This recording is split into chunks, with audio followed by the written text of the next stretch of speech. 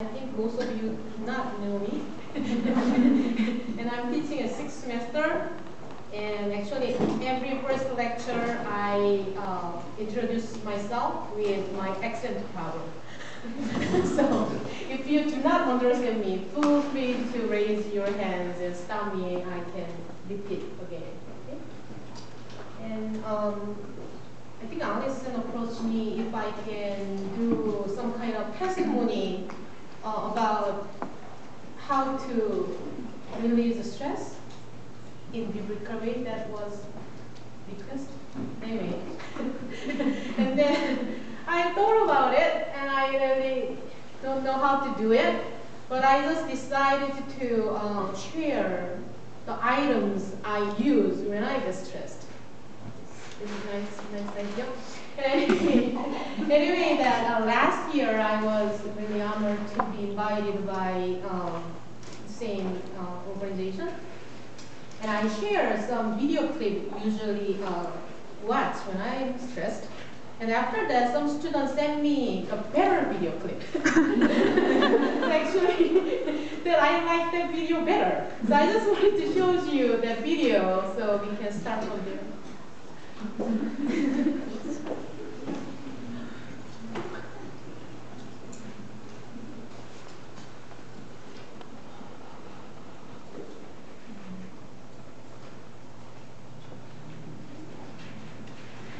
Anybody know the lip? Actually, it's lip. Okay, I'll show you. It's just little commercial for DVD, but it's good enough.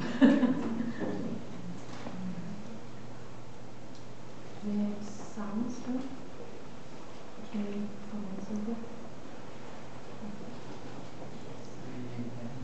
It's hooked up to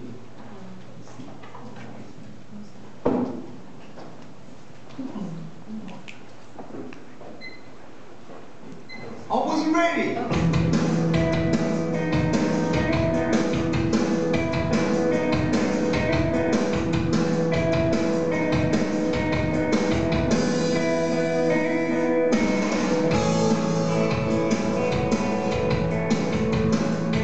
have no arms and no legs, but I'm very thankful that I have a little chicken drumstick head.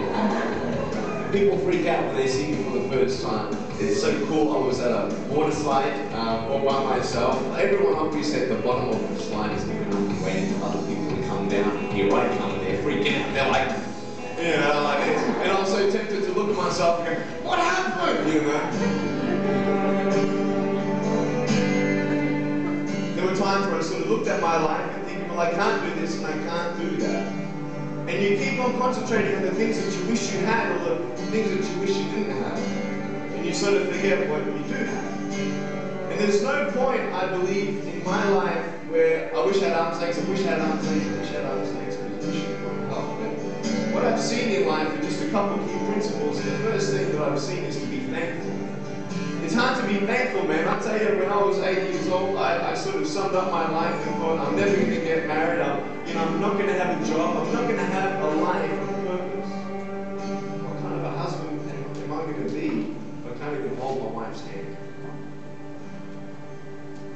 It's a lie to think that you're not good enough. It's a lie to think that you're not worth anything.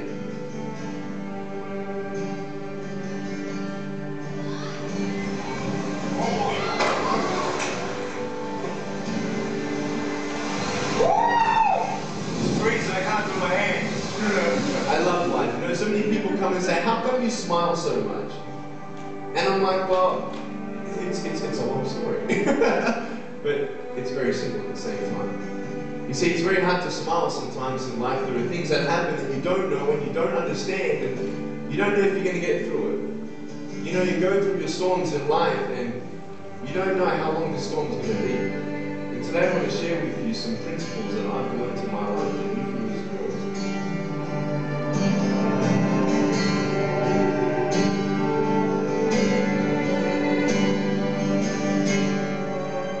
Being patient with you and mine. I tell you, it's the hardest thing. But I realize I may not have hands to hold my wife's hand. But when the time comes, I'll be able to hold her heart. I don't need hands to hold her heart. You know, it is scary to know how many girls have eating disorders. It is scary to know how many people are just angry at life because of their situation at home and angry at others. It's scary to know how many people actually feel like they're worth nothing. Every single girl right here, right now, I want you to know that you are beautiful. You are gorgeous just the way you are. And you boys, you're the man.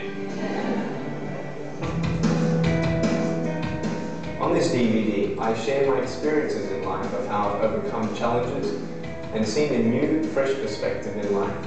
To be thankful, to dream big, and to never give up. I speak to children, youth, and adults about key issues and principles that I've applied in my life that has given me this. One more.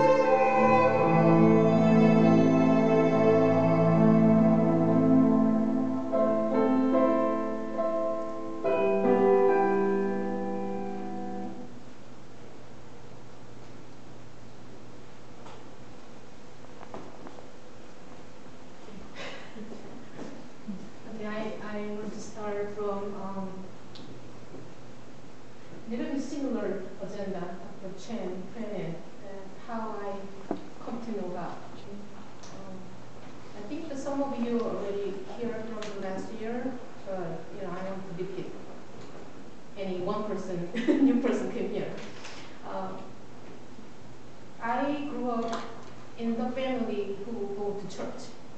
So going to church is not necessarily the same as believing God and experiencing Jesus.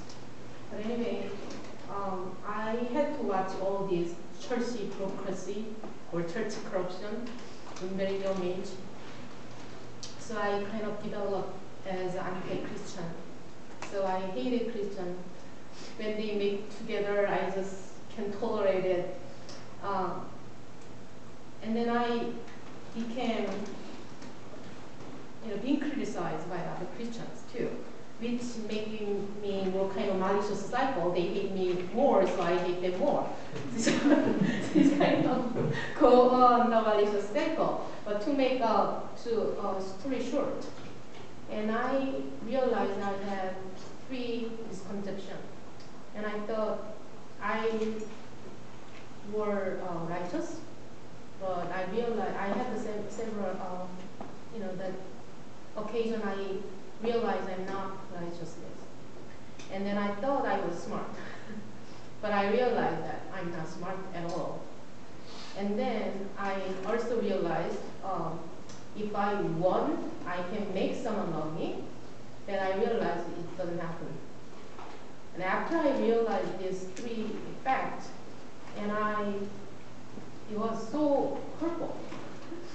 So actually I even cannot hold myself very well. So I stayed on the bed for several weeks. I didn't want to get up, so my mom think this strange disease she got, and she got all panicky.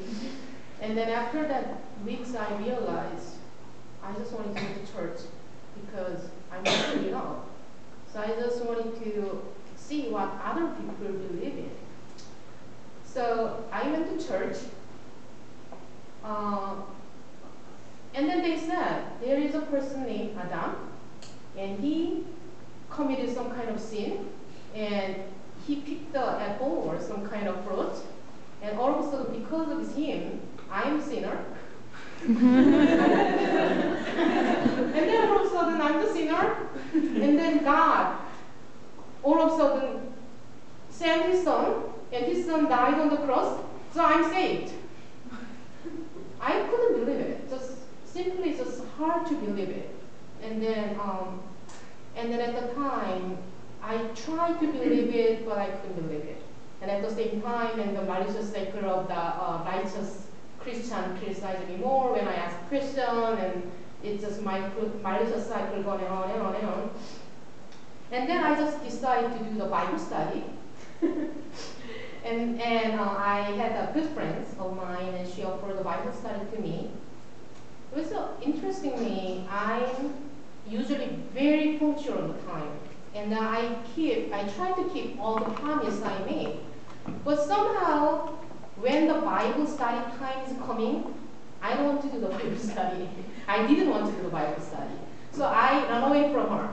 So she always chased me, and I ran away from her. And then she's so frustrated one day, and then she came to me, and she said, Myo, I don't do this to, push you into the God and get the reward from the God.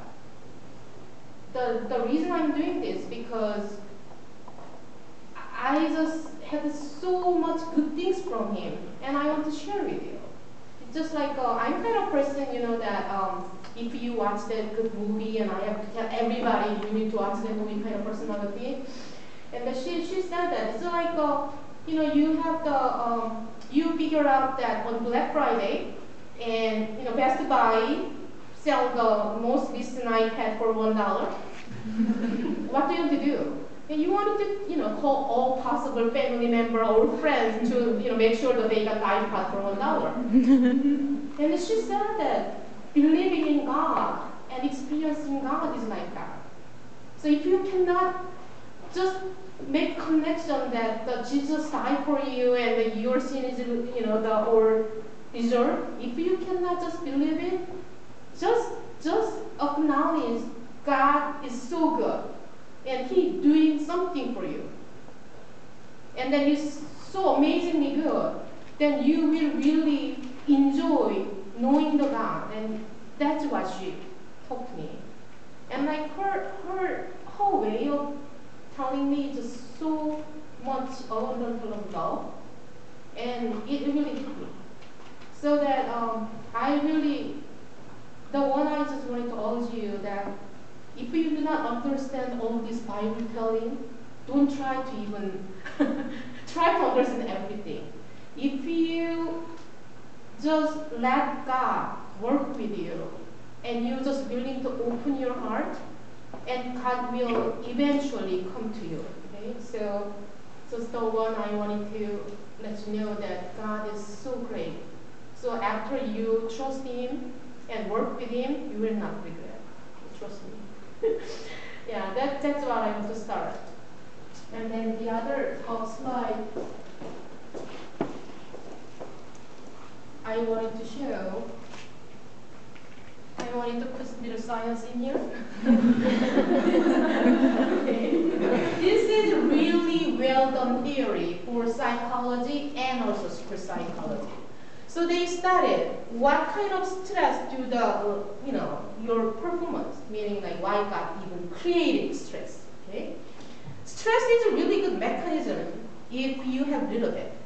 So if you do not have any stress, basically you do not release any norepinephrine and all these neurochemicals.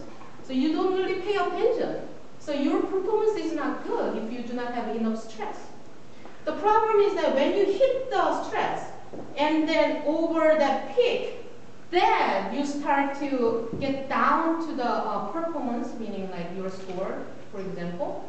And then when you're really hitting this burnout part, it's just more going to the depression or the anxiety, or some of you actually developed the anxiety and they couldn't finish the schoolwork. So this is a pretty harmful situation. So the next slide shows better what I'm trying to say. So when we hit this red spot, that's really bad. So that when I asked that how we solve the stress or how we deal with the stress, so I searched the Google in the secular way and how they think, and then they said take a deep breath, take a deep breath, and sleep well, and do the exercise, and then the last thing they always mention, be peaceful. Okay, think about it. You are having Dr. Chen's exam tomorrow, and and you want to be peaceful. Okay, can you do that? No. So that to me, to have that peaceful mind and peaceful mindset is not from myself. I'm saying it's supposed to come from somebody else. So I want to start with the little story, where what our pastor always mentioned.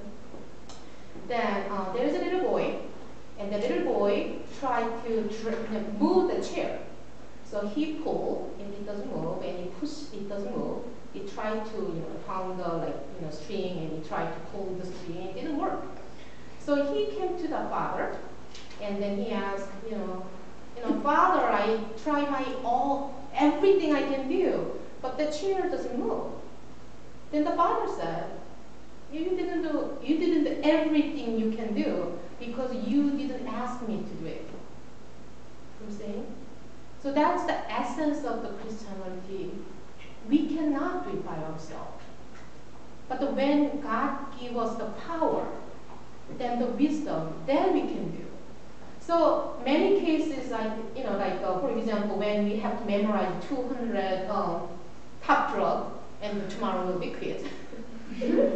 I can do it, I'm saying. But when you're really praying, God help me, and this I know part of this, so I don't fail.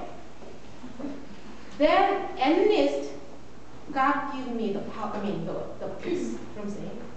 So the psychologist said we have to be peaceful to get certain performance, but they didn't tell us then how to get peaceful mind.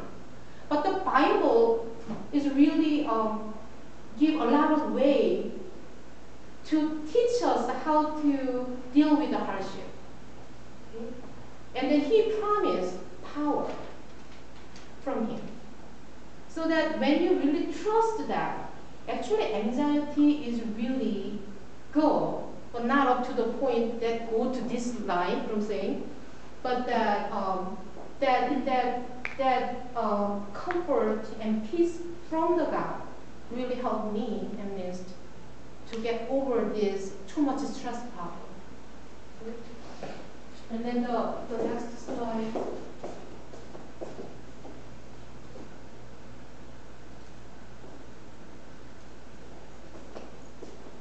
You know, I didn't bring the picture for my daughter, but I just brought her.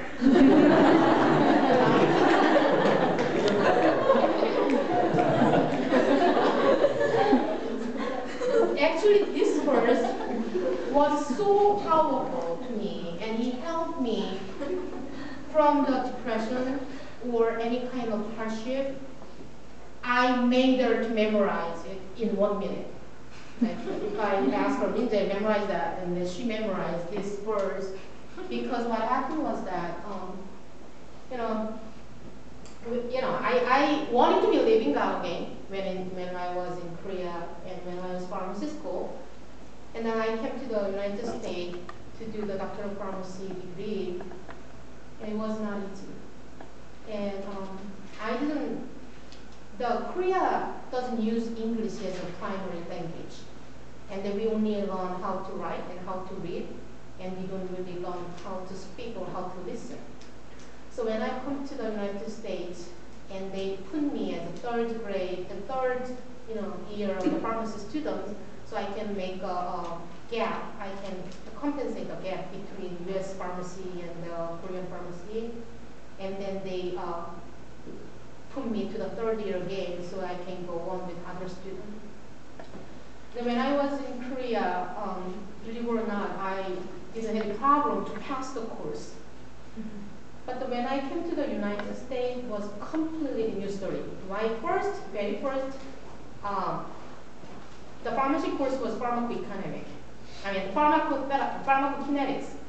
And then they talking about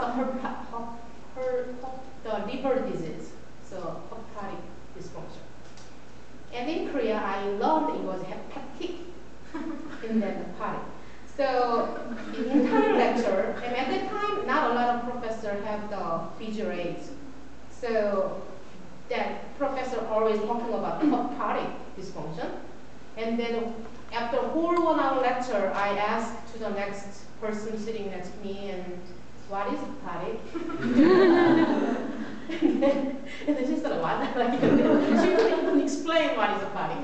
So it was not easy to follow the course. Even sometimes I even didn't understand what topic was discussed. And along with others, and I developed the depression at the time. And then that's the time I didn't work with God. So I thought I have to do everything. I have to understand somehow the ununderstandable language, and then and I just have to take the exam, and I have to go on. Then it's just too much stress hit me as depression, and then I couldn't sleep for 2 weeks. So when we really didn't sleep, and we usually fall asleep during the class. But the depression was so severe, I couldn't sleep in the middle of the class. So I went to the student center for the help, and the doctor gave me the trazodone. You know what is that thing? So that's one of the antidepressant agents. And after I received that, I realized I got the depression. I developed depression, and then I come home. And then actually I didn't really, I really didn't, open the Bible or anything, but all of a sudden this verse hit my brain. And this one was displayed on the wall of one of the medical school when I was in college in Korea. And at that time was the time I fighting with all the Christians. But for some reason, I don't understand why, but that verse just came to my brain. And I opened my Bible and read this one. It was just amazing comfort come to me. And then all of a sudden, I mean, it was almost like I even cannot believe how peaceful I was after reading this verse, and I could sleep. Not only, be able to sleep, I sleep for 2 days. So that, think about it. There is no temptations that sees you except what is common to a person. But on top of that, God will provide a way you can get out of it if He decide to, He planned you to do it. So that you don't really need to worry anything. So the only thing you can do, just trusting God. If He make me to do it, then He will provide it. From saying, He's the boss, I'm not. So I'm not in charge of my life, and God is in charge of my life.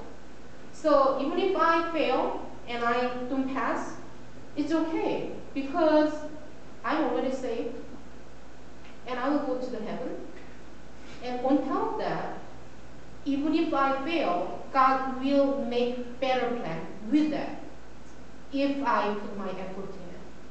From saying. So I don't really worry about the consequence of that thing. Only thing I just need to do it, and God will take care of the rest of them, and I will just put my effort into it. So it was really helpful for me to go through the difficult time.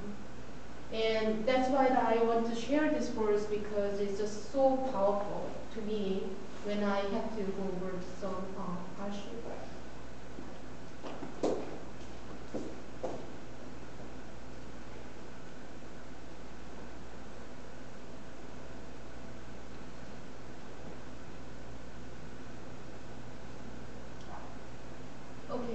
There is, in the Bible, the Bible constantly teaches us that when we weep, he mentioned that verse 2, when we weep and we are strong, because when we weep is the time we search for the God, so that God make me strong. Okay? So I'm not sure it's a good testimony, but I was just sharing it with me. One of hardship I have was that I'm usually very fluent in Korean, but that English is not something I can really adjust. Foreign language is not my talent, and then it was really hard for me. So that when that like next, I think one of these words I said somewhere.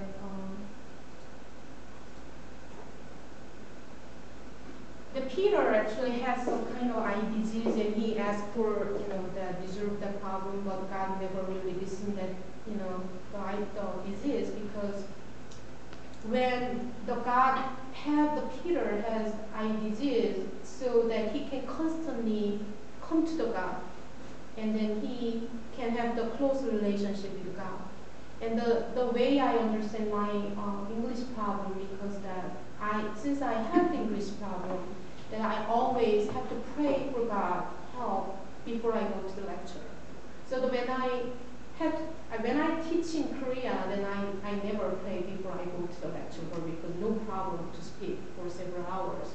But when I teach here in English, was just English, the speaking English in public, still very scary activity to me. So every time I come and talk in English is really time I have to humble myself and pray for the God. So that I really think that when I'm really weak, then I can be strong. So for example, that my major actually was infectious disease. But when I applied for the UOP and they had the interview, and they said, we have ID teachers already, so you have to willing to teach anything besides, ID. ID, infectious disease, okay. And then, I had the interview, so I can teach anything on oncology.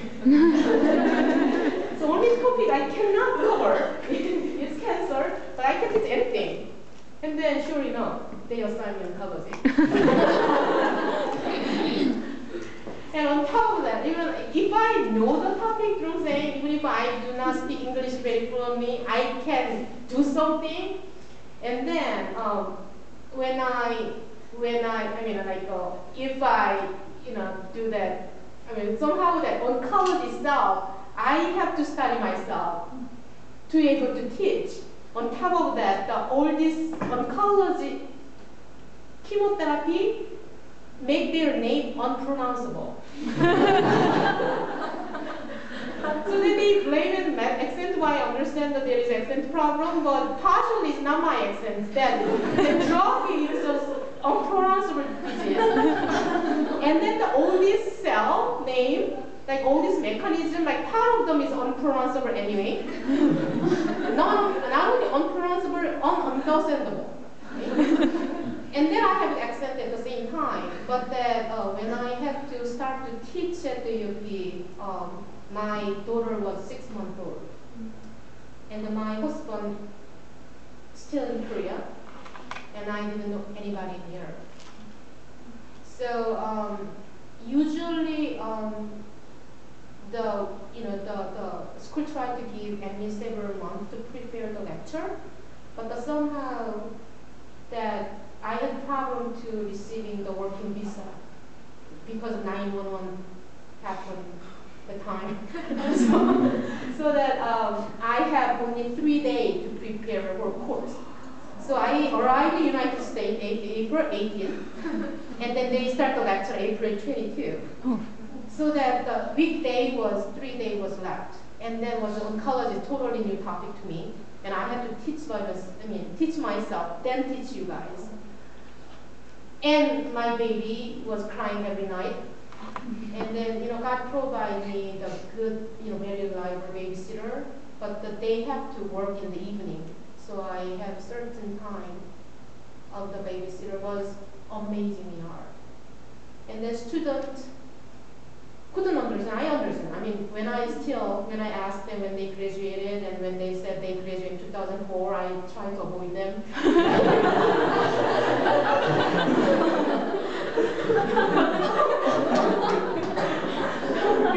because I know it was not a good lecture.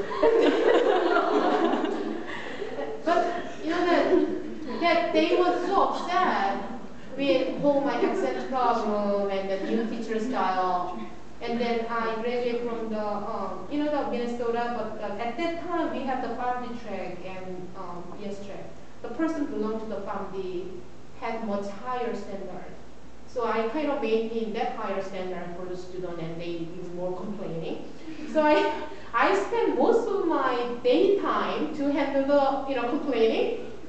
So when I go home and my baby is yelling and screaming, crying, and she usually goes to bed at midnight, and then I start to prepare my lecture at the midnight, and then I spend usually whole night, and then when I come to the lecture, lack of sleep, accent, and again the topic is all combination. They get more upset. So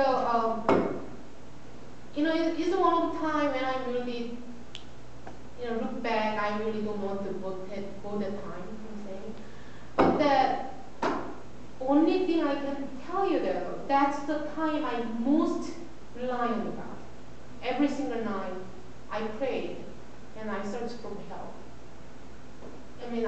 Sometimes it's really mean to think about the person who is very disadvantaged to make me happy. But the last verse I really prayed with was the Philippians.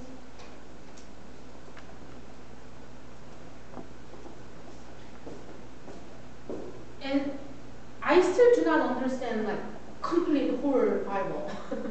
But that I know that Bible verse is so powerful and really helped me, and it made me go through any kind of hardship I have so far. But the other thing I try to do though, I really try to follow God and His direction. But in this Bible, he command me rejoice, not asking, not recommend. God command me rejoice. So that to follow his direction, I have to rejoice no matter what, with any kind of circumstances. So the technique I have, and also the Bible told me, that I have to be thankful what I have. So do not really focus on what I do not have, and do not focus on what I didn't have, okay? And only focus on what I have. So that, when I really thought about this, and I go to the College Baptist Church and they have the single parents ministry, and I'm practically single mom, but still I have husband.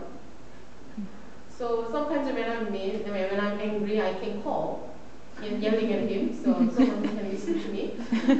So much better situation than other single mom.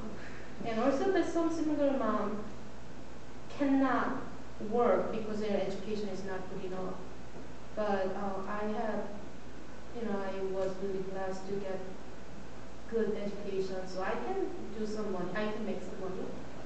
And when I just try to think all the things I should be thankful, there is too many things I should be thankful than what I need to worry or complain. And that thankful heart and try to follow this verse is really helped me. That this verse said that rejoice in the Lord always. And the next one is that let your gentleness be evident to all. So that, sometimes literally some student came to my office yelling at me. And then I was upset too. But then I tried to remember that verse that, I have to be gentle and I have to be kind. So I really tried to hold myself to follow that verse. And then realized that first year evaluation, although all other evaluation is not good, the patience of the teacher or patience, I don't remember exact item name, but that basically patience of that teacher, I almost got the perfect score. That's the only item was really good score. Not because I'm really, nice or kind or patient, because I just try to follow the words. The other one is that do not be anxious about anything. So that's again command. I don't have choice to be anxious or not to be anxious. I should not be anxious. That command me not to anxious. So I have to follow this verse too.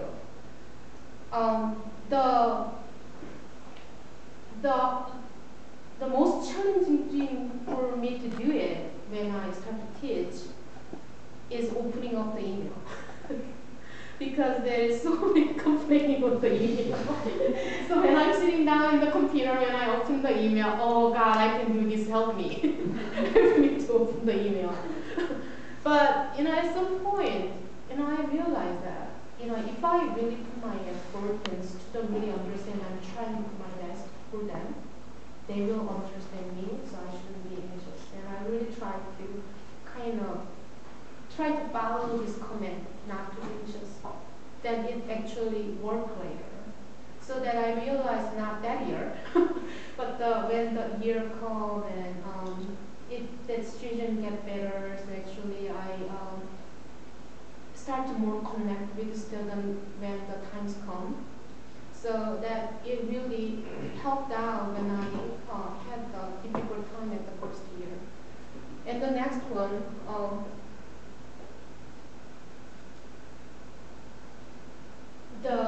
I need to pray with thanksgiving, and that's what I can actually do is pray with thanksgiving. So once again, I try to find all possible thankful stuff I have to thankful at my situation and really work.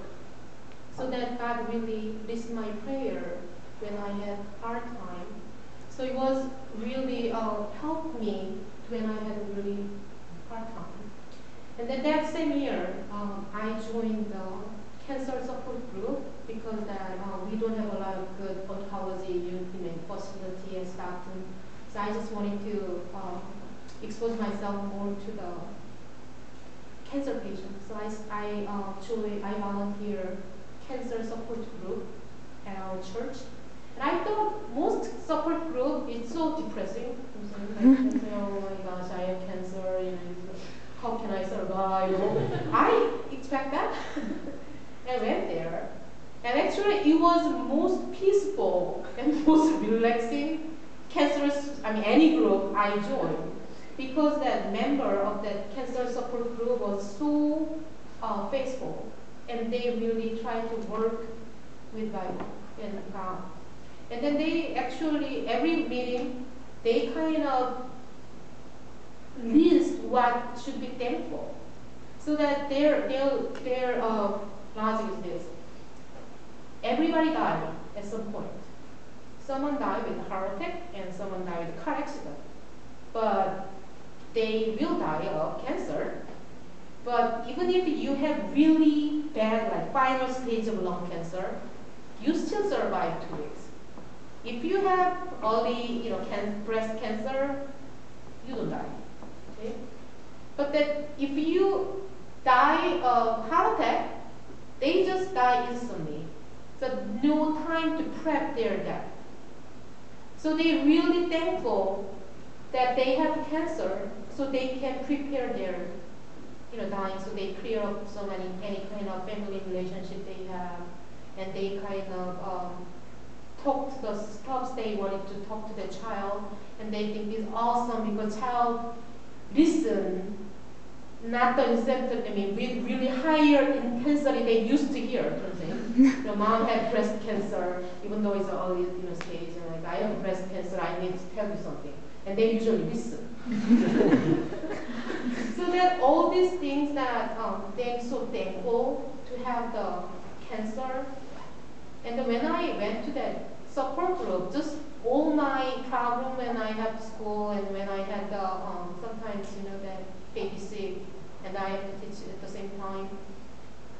It is not like a cancer. It's a much lighter problem. But when this heavy problem person is so thankful and joyful, then I don't deserve to be stressed. You know what I'm saying? So that that's what I wanted to share with you. That once again, that's core of the gospel is so important. If you do not understand that Jesus died for you, then all this Bible doesn't make any sense to you. So once again, you have to believe Jesus died for you and you're a sinner. Because you're a sinner, you have hardship and difficulty. But the God is faithful, so He will help you and He will give the power. So once again, if you cannot logically connect this one, just take it in the heart. Okay? So Dr. Chen offered the Bible study nicely. If he busy, I will substitute. because it's so good.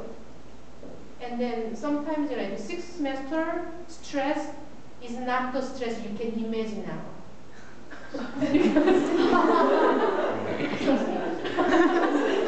They already made huge damage in fifth semester. So they have enough negative balance to go. And then they already have the rotation site ready.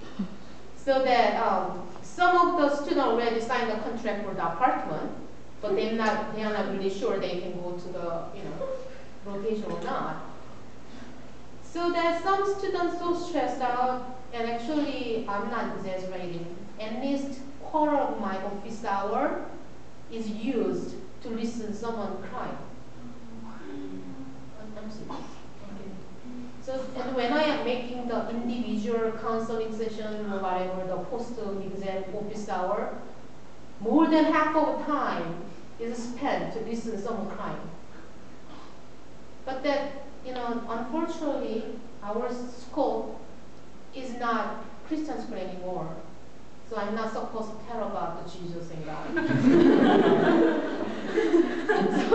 so then when I'm hearing their pain, you know, I'm been there, done that, and I know the only help is come from the God. And I almost wanted to tell them, like tingling in my teeth. But that, you know, I'm not supposed to. But that for you guys have, you know, the advantage that you can hear the solution of the problem.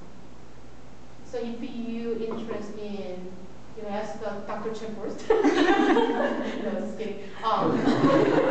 Anybody available, and then I'm willing to share is the gospel with you. And once again, God is so great. So experience first, then you will not regret it. You believe in God. So that's the end of my talk.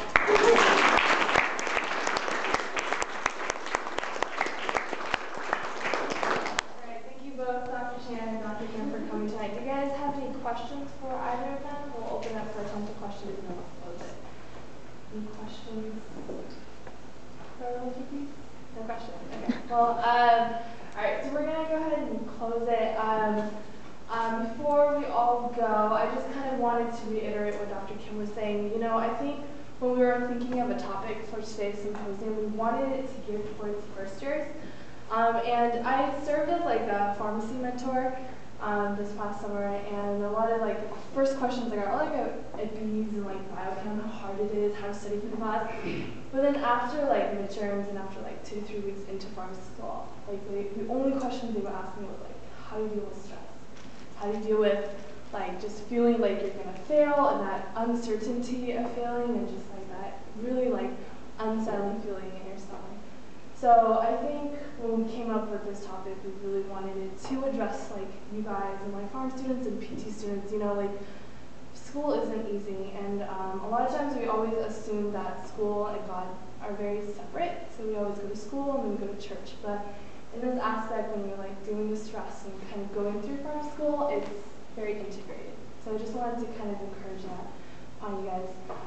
So this was hosted by Health Science Christian Fellowship. We are a Christian Fellowship student run on the farm side, but we all, there's physical therapy students with us and some speech pathology as well. We meet every Wednesday, Brookside First Floor Lounge at 7 o'clock. So if you guys ever want to stop by, we're always there. We're just finishing up a series called Not a Fan.